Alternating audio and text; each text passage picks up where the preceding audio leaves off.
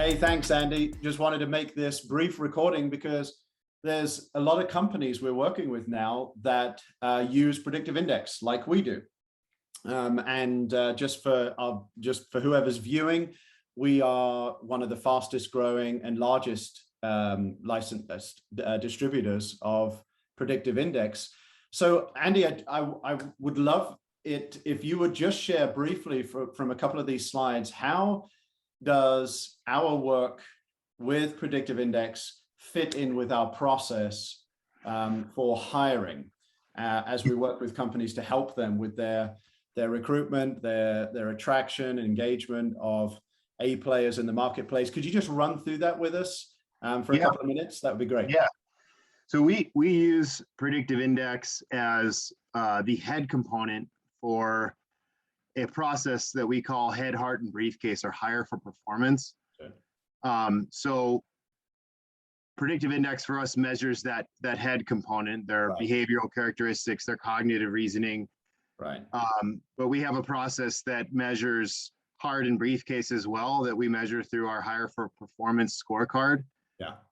And that looks something like this. So in addition to the head, heart, briefcase, what we call a candidate portfolio, how do we measure the heart and briefcase? And that's through this scorecard. Awesome. We're the only company that has a process that uses a scorecard to guarantee quality of hire. So it's pretty unique.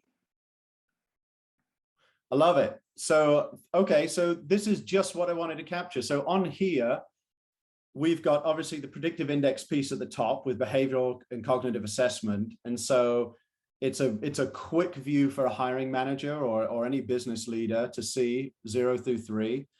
Can you go back to that slide just real quick on the head, heart, briefcase? I just want to capture that as a final piece here. Yeah. Sorry, the scorecard. Where we measure 0 through 5. Yep.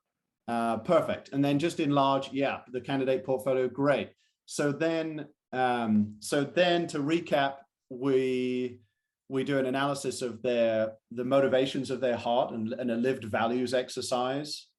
And what I've noticed is even when predictive index, which is highly predictive of job performance and success, even when that has a very high score and the interviews go well, what I've noticed in our process is the values of an individual help us massively put the right candidates to the front and then realize candidates looked amazing with predictive index and the interview process and experience. Actually, their values did not have alignment. So that's a key area. So I love it that you've given that. And then finally, kind of what we call briefcase at the bottom, or the area where we look at their previous work experience and job experience. So thank you. Thanks for running this through. So any other comment you would make to a company that uses predictive index, but would like a clearer process to be able to measure their quality of hire? Any kind of final summary statement you'd want to make?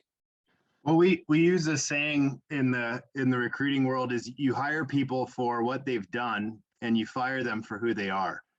And so for us, this takes care of understanding who these people are that we're interviewing, that we're considering for important roles at our companies. So it's good for us to be able to measure that and hopefully see into people that could be making significant impacts on our company. Perfect.